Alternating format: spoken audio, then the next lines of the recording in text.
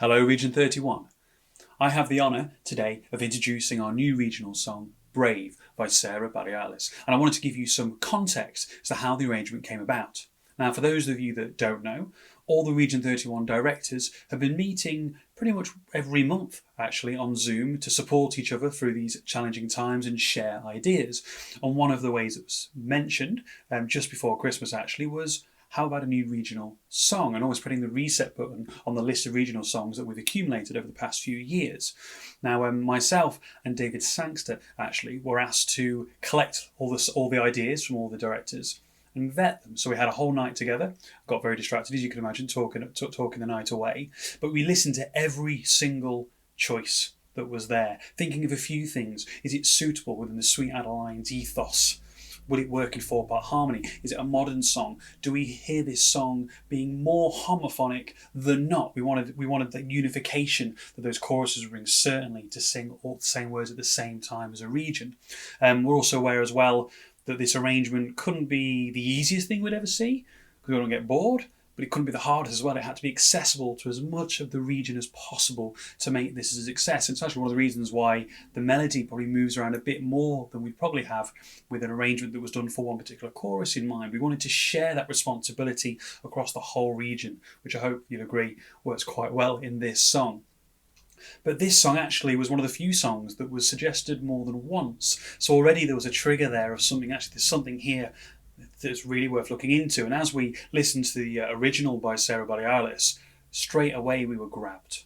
Not just by the music, not just by the complexities that we could bring into the arrangement, but also the simplicity, but by the message. Sarah Bareilles wrote this song for a friend at the time who was struggling coming out and being herself. Now, we've all been in that situation, be it whatever context that might be, but we've all been in a position where we've heard words to similar effect: to be brave, go on, you can do this, as much as I'm sure many of us have had reason to be that voice for other people. And it's felt such a fitting song for the region to share, and that thought of all of us being in the room at some point to share this song together and being brave together, we just can't wait. We do need to say before I finish as well, thank you to Helen Warner for the fantastic tracks as well. And I'm sure you can agree they've certainly helped with these sessions. And it was so amazing the amount of people that offered to run sectionals during the month of March as well, to help everyone learn this song from all the fantastic talent that we have here in Region 31. So, enjoy. You can be amazing, you can turn a phrase into a weapon or a drug. You can be the outcast or be the backlash of somebody's lack of love. Or you can start speaking up. Nothing's gonna hurt you the way the words do when they settle neath your skin. Kept on the inside and no sunlight, sometimes the shadow wins. Say what you wanna say and let the words fall out. Oh, honestly, I wanna see you be brave with what you wanna say and let the words fall out. Oh, honestly, I wanna see you be brave. I just wanna see you. I just wanna see you. I just wanna see you be brave.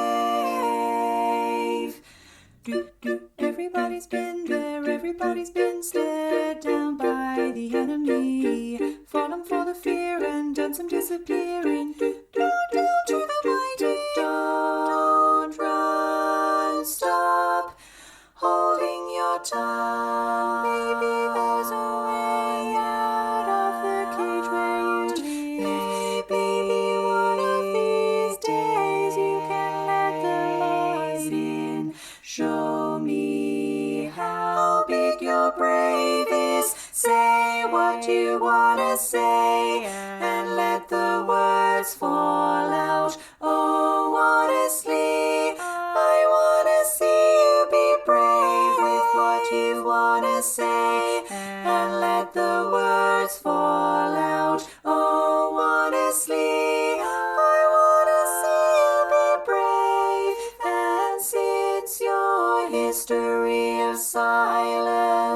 won't do you any good. Did you think it would? Let your words be anything but empty. Why don't you tell them the truth and say what you want to say and let the words fall out?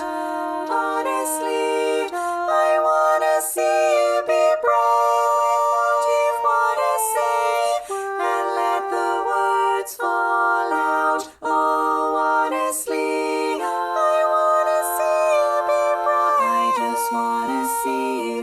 I just want to see you. I just want to see you be. I want to see you be brave. I just want to see you. I just want to see you. I just want to see you be brave. Just want to see you brave. Just want to see you be. I want to see you be brave.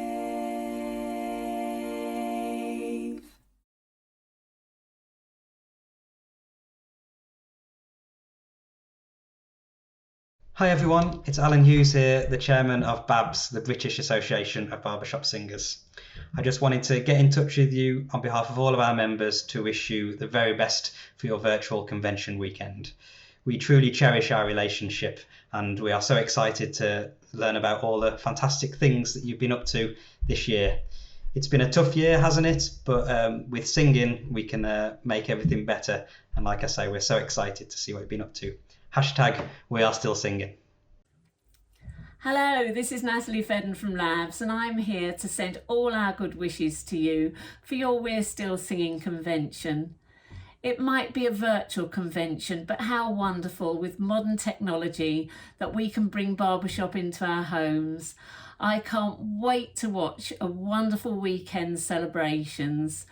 Good luck to you all from Labs. We wish you every success.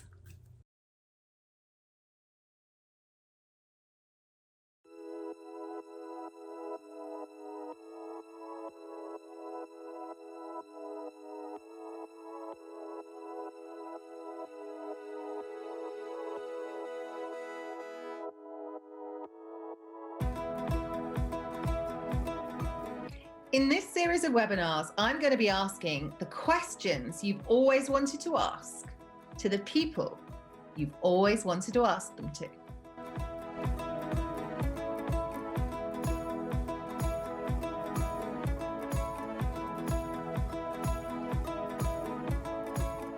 Today, I'm talking to an inspirational barbershop director about his epic journey to the international top 10 with his chorus, Fourth Valley. David Sangster, welcome. Hi, Nicky. It's a great honour to speak to you. And of course, you are the, before we ever got near the top 10, let's remember that you got there before we did, and you were the inspiration in that respect. So no one shall forget that ever. Oh, well, that's very lovely of you to say. And thank you. And I am very proud. But today is about your journey. So you're an inspiration to many people as a barbershop director and very knowledgeable about barbershop. But your musical background was a classical one. Well, I come from a musical household, and my mum won't mind me saying that the main music source was my father, who died a couple of years ago. And I started my musical journey really with piano lessons at the age of 7. Miss Wilson, I will never forget her. Things she taught me, I still remember today. So piano lessons at the age of 7, that was my beginning.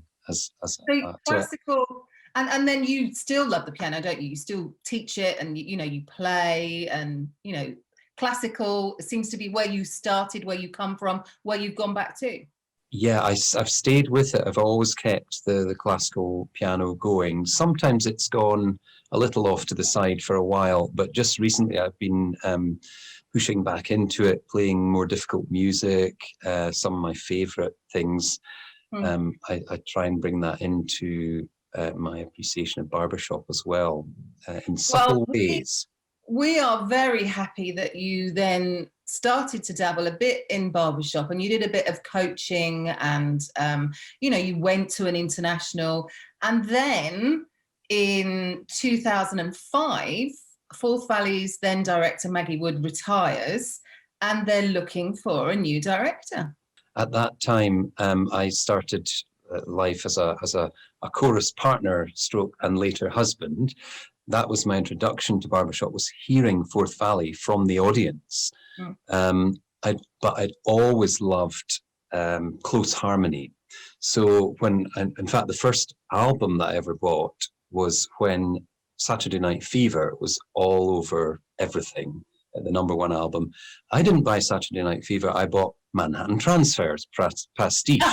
Listen to that. When it came, I'd got involved with the chorus a little bit. Maggie had knew that I had a sort of classical musical background, which she did too. So I'd actually coached the chorus. I didn't think of it as coaching then, but I suppose I had coached the chorus before I directed them. And I think because of that, some people in the chorus had said, oh, David should put himself forward. So there were 3 people went for it. And in the end, I was selected, and very honoured to be so. I'd never directed a choir or anything in my life when I stepped out in front of Forth Valley, and that was quite a scary moment. When you walk out, first of all, in front of a large group like that, and all the eyes just go onto you, it is the most intimidating, I'll use that word, feeling. You just go, oh, what are they expecting? There's a real sense of responsibility. And I did feel that the first time. Now I don't even think twice about it. Quite happy to step out in front of thousands of people. But at that stage, that was still a thing. That was still a thing for me. So your barbershop journey with Forth Valley begins. And first time out with them, you take home a silver medal. How did that feel? Absolutely amazing. But the feeling was all more of relief that I hadn't messed things up, sort of taken the chorus back. So but relief was the main feeling. A really successful entrance into Region 31 for you. I mean, amazing. Great. So in 2007, you're back at regional contest and you broke 600. You came fourth. So you had come second and you came fourth, but you broke the 600. Talk to me about the placing versus score thing. In one word, bittersweet. It was bittersweet because the chorus had a goal of breaking 600 for so long. I think the only chorus at that point that had done it was Lace City. In those days, the top 3 choruses got to perform in the showcase, but I was hoping to get over 600. And if we had got over 600, given the way that the scoring had been before then, that would have guaranteed you a place in the show, or so one would have thought. So I was absolutely gutted that we didn't get to sing in the show. I was consoled by the fact that we got over 600, and the chorus were very, very excited about that. We got the same score as Aberdeen, but they had 1 point more than us in the sound category, and that's the way that they do it. Fair play. 2 sort of larger Scottish choruses. We're kindred spirits in many ways. So I didn't grudge them their place at all. I was just so sad that I didn't get to sing in the showcase, but 600 was a biggie. So you go back to regional in 2008 and you increase your score and your placing this time. And then in 2009, a big high point when you win your first gold with a score of 611 and this performance. Oh, why not be friends? I'll make amends if you will just forgive me.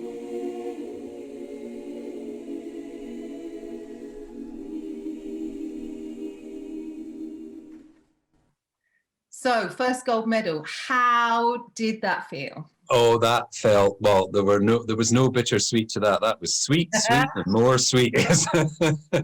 It was so fantastic. When they were calling out it was the longest sound I've ever heard when they were calling the second place. And your silver medalists are, and I was going, oh, the fourth valley is for the Phoenix. And I was like, oh. And then I thought, oh no, we've either got nothing, and I remember the chap Martin from the Dutch chorus that were big at the time saying, it's you, it's you, it's you. And I'm going, don't jinx it, don't jinx it. So that was a special moment. That was a special moment. Absolutely. That first time that you win something, you never forget. I won't forget any of the successes that we've had, but that one stands out as one of the special moments. First gold, not for Forth Valley. That was the third gold medal for Forth Valley, but there was a gap of about 15 years since the previous one. So a huge part of the chorus had never won a gold medal. And the people who did remember winning a gold medal were beginning to wonder if we'd ever win again. Mm-hmm. So that was special. Very special. Okay, so Forth Valley goes to International in Seattle in 2010 with you directing and comes a very respectable 24th. And then you come back, recompete at regional and win again with a higher score, which means you qualify to go to International again. You go to Denver in 2012 and you come 24th again. That was quite a low point for you, wasn't it? Yes, I think if I'm honest, the result in Denver was easily the most difficult one for me personally to deal with. I think we were better in some ways, but the feeling of it not cutting through and affecting our placement, I can't even remember if our score went up or down, but I think at International, you're so conscious of the placement more than the score. Well, certainly we were at that time. And I think just the feeling of not having made progress on, this score sheet versus all the work that you've put in for 2 years since the last time, it sort of felt like it just came to nothing. And I was quite upset. My dad was there in Denver. He came with me, and I was very glad that he was there because I needed a. I was very glad that was one of the internationals he was at. But yeah, that was a low point in terms of our international. You've got to be able to ride the roller coaster. And if you can't take the downs, you're not going to enjoy the ups as much. That's part of the thrill. It's the journey. It's the roller coaster. It is better. Absolutely. That's what makes you feel alive. So 2013 brings gold again at regional and a score of 656. So back you go to International in Baltimore, and this time you're 18th. Yes, we finally got the lift that we needed. And Baltimore is the famous incident. We had our up tune was How Many Hearts Have You Broken, and it was a kind of a mash-up-y thing.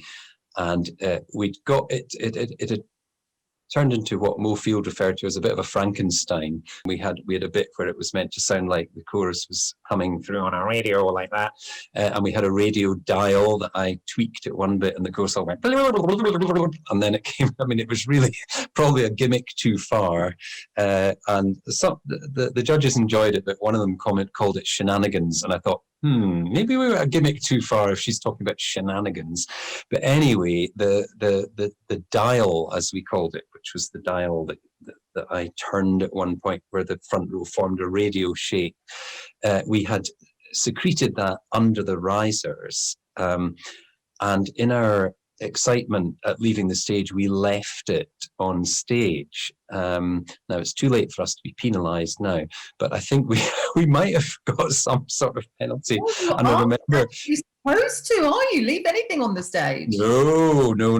So what we were all having a drink in the bar, and Norma Ferrier, our choreographer, suddenly went, "Ah!"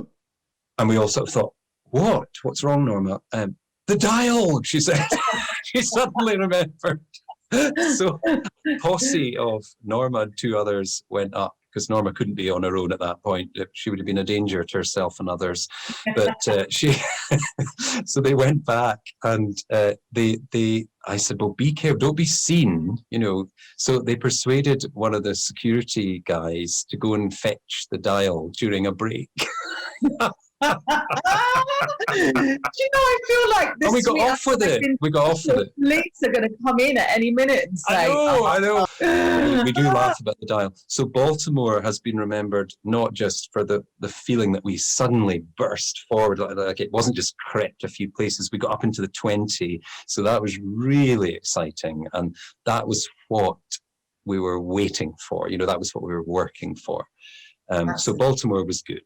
Baltimore was good, but remembered for the dial. Okay, so 2015, you go back to regional contest and you come third. Now, you've told me that Heartbeat and Viva deserved to beat you in that contest, but there must have been some disappointment. Was it that disappointment that took Forth Valley to what became then a different level of singing, or, how did you deal with it? I think it was the best thing that could have happened to us. I think we were in a privileged position that we had worked our socks off for, to be fair, of having gone to 3 internationals in a row. And I actually think, looking back, and the chorus say this too, I'm not sure our hearts were really in that contest. Given that we're a chorus whose heart is something that people talk about, if you take that away, then we're not Forth Valley for it. I think there was an element of fatigue, but I think we almost just subconsciously needed a year out. So we certainly had a year out from firing on all cylinders. And you in Region 31, if you just draw breath, everyone's coming at you. So you came back to regional in 2016 and back to winning gold again with a whopping score of 694 with this performance. I used to travel single, oh how we loved to mingle. Now I'm all of a tingle over, tingle over you. Hey, come on man, please don't be shy. I got a feeling I'm falling for nobody else, nobody but you. Oh yes, I'm falling. Ever since you caught my eye, all I do is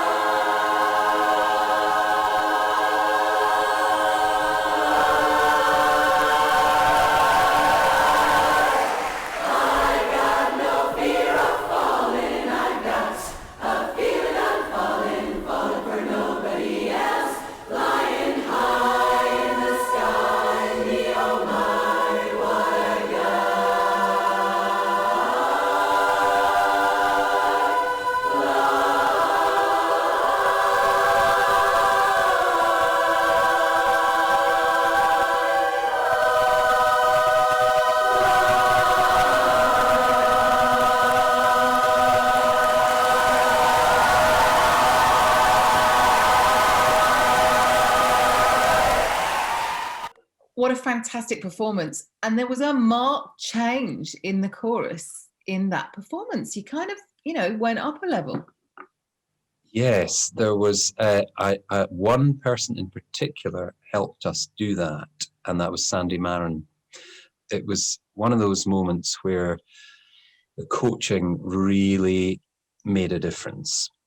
And I hope it's also true that Sandy would not have been able to get those things to happen or maximize or enhance without us being at a certain place in our journey too. And I think it was an alignment moment. Probably the key to it was a sense that the chorus was beginning to believe in itself. Now, you might think if you've won 3 gold medals in recent times, that you would be fully believing in yourselves. But I think we all know that that is not necessarily the case. Don't know if it's a British thing, but I think we have a sort of national sense of not liking people who appear too confident. There's a sort of they're too cocky, or, confident equals cocky equals annoying. So you want to knock that down. And I think there was a turning point for that performance. We just came onto stage and you could feel something was going to happen. It was almost like a volcano rumbling. And we all felt it. And from the first chord of the ballad, I could feel the sound was alive. Again, it wasn't perfect, but boy, was it passionate. And then when the up tune kicked in and we got a cheer in the intro, when I was thinking, okay, yes, we just made that high note, but okay. And then the audience started cheering, and then I thought, okay, so that didn't matter, because the fires were burning. We're right at the edge of our vocal abilities. I mean, right at the edge. But there was a sort of a courage to that, and a commitment. And I think that because the audience responded to it, the judges really got that. A lot of hard work was behind that, but it was one of the moments in our journey. Actually, was that gold medal. And actually, I think it was probably one of the moments for anyone who was in the audience, because I can remember being in the audience and feeling that, which wasn't cockiness. I know exactly what you mean, but it wasn't a cockiness. It was an assuredness, a sense of pride in everything, from the chorus, from the moment that you started walking onto the stage. And I can remember as an audience member being completely caught up with that. And there's that thing inside you that says, when you see that, when you feel that, they're going to win. It was a moment. It's lovely that the moment was shared between, not just for us, but for the audience and the judges. The judges kind of got that too. I remember Sandy saying they live for those moments. They love that in the pit, she calls it. They love when you see a chorus is just shining at its brightest. And she says it's not about perfection. It's about feeling the maximum wattage for that chorus. That was very special. So off to Vegas in 2017, and you must have been riding high from that regional performance. And then there you are in the semis. That was incredible. When you came off the stage after that performance, was there any part of you that thought that you had done it, that thought that you might have made the 10? Yes, there was. I thought it was possible, but I do also remember thinking that there was a group of maybe 5 choruses, the ones that are going to be there. You know who the biggies are going to be, and there was maybe 2 or 3 what Mo Field used to call grab spots in the 10, and a big chunk of people fighting for that. And having heard a fair bit of the contest, I could feel those top 10 slots slipping away. And we were looking good, I thought. And then there was about 3 at the end that were all potential top 10 people. I felt we were somewhere between 10th and 13th. So I was pretty close. That was pretty specific and not far wrong, wasn't it? I was pretty close, yeah.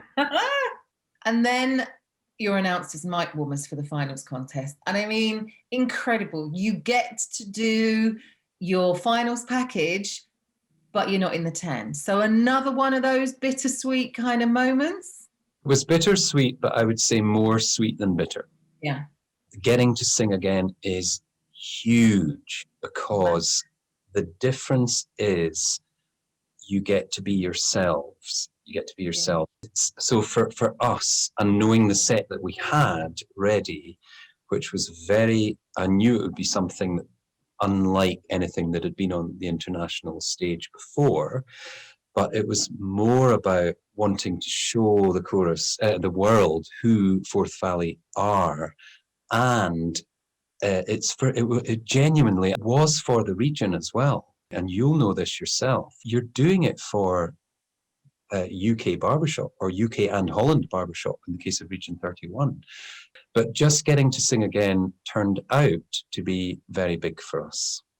Absolutely. And before we talk about that finals performance, we need to have a conversation about the kilt. Do we really need to? Well, there has to be a kilt conversation. I mean, did you have to be talked into that? Was it somebody's? Because it was an inspired idea and it was carried off amazingly. Did it come from you? Did it come from somebody else? What happened? Okay, so you've no idea the number of permutations that were at one point. It was suggested that we would do an onstage reveal of the kilt to head into the last song of the set, to give us sort of a moment. Now, I vetoed that because I thought too many opportunities for a wardrobe malfunction apart from anything else. Can you imagine? And also I thought it was too much, look at me, look at me. In the end, I thought it was too tacky. But we came up with a compromise, which was to go black kilts from the start, so that any sort of, oh, there's a kilt on stage, was already done, as it were. And the fact that it was a black kilt, it meant it didn't look weird when we were singing Rolling in the Deep, Beyond the Sea. It's like, why has he got a kilt on? Is it just to show that they're a chorus because from if Scotland? you're going to wear a kilt for Beyond the Sea, it should be a black one. I'm kind of following this, but yes. Well, when you put it like that, it sounds a bit odd. But what I mean is, it doesn't jar. It doesn't jar, because the black kilt is a sort of, it's like the kind of acceptable. It's like a cool version of traditional Scottish.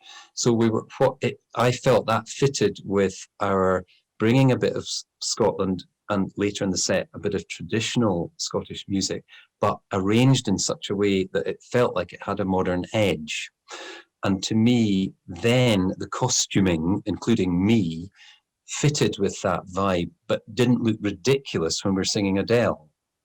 I knew it had potential. We could feel it had potential. And to have jarred that with a sort of reveal or something, it was never going to happen.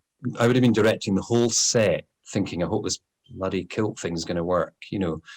I would have been quite nervous about that.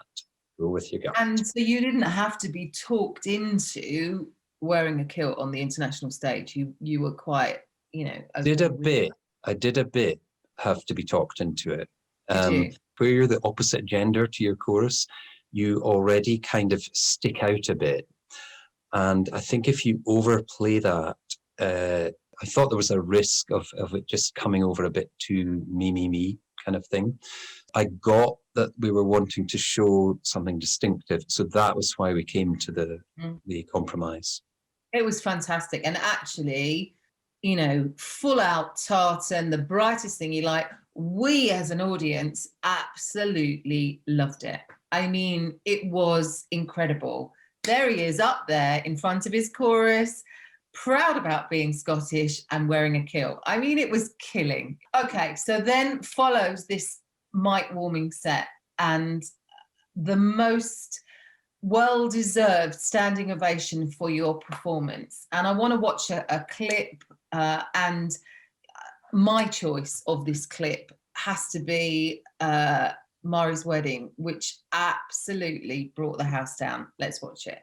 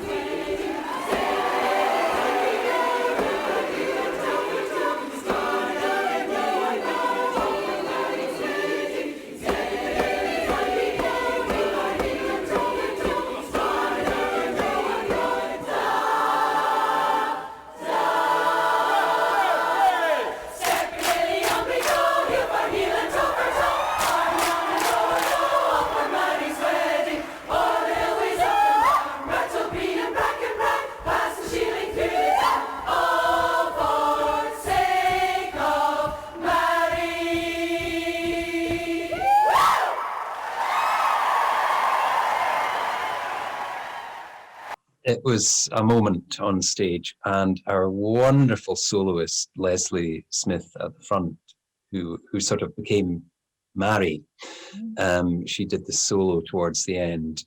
She really took moment, and we were very proud of her. We worked with an external choreographer, and Kirsty Hamilton.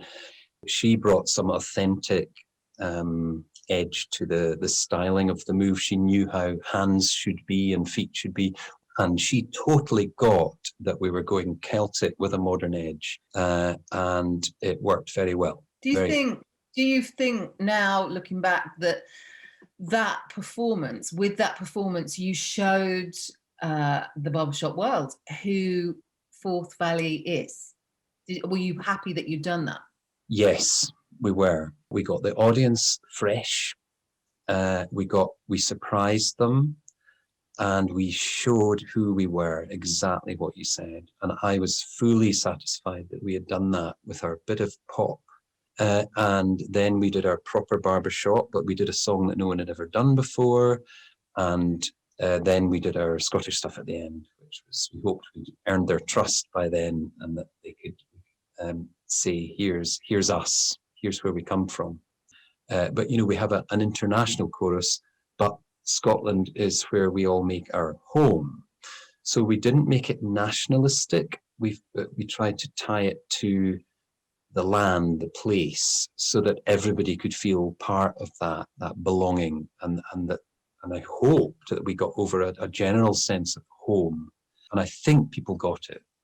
Yeah, they definitely did. There was we had a sense of your pride and happiness at being from where you're from or living where you do, but we all felt it. It was magical, absolutely magical. Okay, so you go back to regional again, and you get another gold. This is beginning to be a bit of a habit. And then you go to New Orleans in 2019, and your semis performance was solid and commanding and beautiful, and there was that fabulous new tag to Be on the Sea. You wrote that, I think, didn't you? Very special performance in the semis. When you came off from that performance in New Orleans, were you as certain as we were that you had almost certainly made the 10? In a word, no, we were not. I was certain that we had done as well as we could. Beyond the Sea particularly was a really good one. And the audience responded, given that it wasn't a full house. We'd raised our level in a lot of ways. But that contest was, I think it was one of the toughest international. The field was just packed with top tenors. I felt like we bit off a lot, with every chorus member having a hat for the up tune. Props, oh my goodness. But we kind of blasted our way through the jazz song, and I thought, you know what, that had a bit of sizzle, a bit of sass to it, a bit of fire, and I thought we've done as well as we can, and we're just going to have to wait and see what the rest do.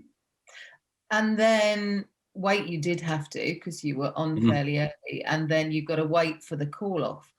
Where were you when the call off happened? Were you in the auditorium? Yes. Oh gosh, yes. Where else could I have been? No, we were all together in our spot, waiting for the results. There was really a sense of it being a Region 31 moment as well as a Forth Valley moment. But as they did the call off, we were called 9th, and I could just see all the places going. The 8th called off was Roninga, and we knew that Lionsgate hadn't been called. Obviously, they were going to be called. And I was just going, who else is there? And I had actually given up. Apparently, I'd gone like this. I was told that I had my head in my hands by the time they called the 8th one, because I just didn't think there was enough spots left. And then the 9th, they said Forth Valley, and it just erupted. it was just, all of us just screamed. And Sandy said she couldn't even hear Lionsgate being called. She just assumed that it was them for the 10th spot. It was because there was so much noise from Forth Valley. The sense of release and joy for that moment was just unbelievable. It was something special. It was like a magical moment. So this time, no kilt, no Scottish dancing, just 4 homegrown arrangements by you and one of your amazing assistant directors, Ros Johnson. How important was that to you? There was lots of conflicting ideas about what we should do. And in a way, we were sort of victims of our own success, because the Las Vegas set had been years in the making. I felt strongly that we didn't want to be pigeonholed as always having to play the Scottish card, because I wanted us to be seen as a chorus that were, it was us as musicians, as and that we could sing any material that we wanted to make a story. I wanted to show that we could go deeper and darker as well as lighter and brighter, and try and get those contrasts into a set. I wanted the connections between the songs to have a musical link each time, which we'd used a little bit in the first our first finals package. But I think it was, we were victims of our success with the first one, in a sense that some people didn't get it quite as easily. I mean, you said to me you think that the set was a bit misunderstood. I think it was, but and that's not me blaming. How could people not understand this wonderful? That's, if we didn't, or if I didn't, get people to understand it so well, then we have to say, why not? Not those idiots didn't get it. It's like, why didn't they get it? They wanted to get it. So I felt like there were moments in the set that were really special. The end of Autumn Leaves, which is a very sad song and a dramatic arrangement. We changed the arrangement to make it more dramatic for international. You could have heard a pin drop in the, and I could feel, we've got them. But we were on 9th. We were after Groningen, who were giving the last ever international performance with Britalane as their director. That was always going to be the moment of the contest. And I felt that to be the chorus that came on after that was going to be a tough gig for anyone, never mind the ones who'd scraped in, but I think it was probably tough for us to be the ones that came after that. And then we had Lionsgate on the other side of us. That said, I am really proud of what we put on the stage. I think there was 2 arrangements by me, 2 by Rosalind, and so it all came from us. We just didn't put any tartan on it. But I think the set musically made sense. We didn't have that same freshness and fire that we got being first on with nothing to lose. We're 11th no matter what happens, so to hell with it. There was a little bit more pressure on us, even though we were newbies to the 10 in that respect. It didn't quite hit the audience the way that we had done in Las Vegas, and I think we all were aware of that. Whether misunderstood or not, there is no doubt that your New Orleans final set was exquisitely sung. And the more I listen to it, the more I appreciate and love it. Oh, that's nice to hear. So, which is a lovely thing. So in short, now, where do you go? Well, first we have to get this blooming pandemic over with and get ourselves back together. But yeah, we've got our next regional set. We know what it's going to be. I think for all choruses, including us, it's going to be, there might be an element of getting ourselves back to where we were, in a way, I feel we need to make sure, and this applies to all choruses, not just Forth Valley, we all need to make sure that we're not too hard on ourselves about that. I think we have to allow things to be where they're going to be and be as good as we can be. It might be that it's another contest on before we're really all back to where we were. I don't know how that will pan out. I don't know how the timings will work. We have another finals package planned because you have to assume, but allow yourself to assume that that can happen again. And of course, our next goal in terms of contest result is to get back in the 10 and get higher up the 10. And we're going for our third one that I can reveal not too much, but I will say there is a little bit coming back of where we come from. Yes! Oh, I speak for everybody when I say we want that. That's what we want. Okay. Yay for that. Yay for that. So I want to end this this wonderful chat today with a clip of your groundbreaking international top 10 performance, which we're going to watch, and that wonderful last song in your set, which was just tremendous. But for now, David Sangster, thank you. Thank you, Nicky. It's been an absolute pleasure. Darling, hold my hand, and baby, hold my hand, and mommy, hold my hand, and baby, hold me, 'cause I don't wanna walk on my own anymore. Won't you understand? Yeah, 'cause I don't wanna. I'm ready for this, yeah, for this, there's no denying. I'm ready for this, yeah, for this, you'll stop me falling. I'm ready for this, yeah, for this, I need you all in. I'm ready for this. So darling, won't you hold my hand?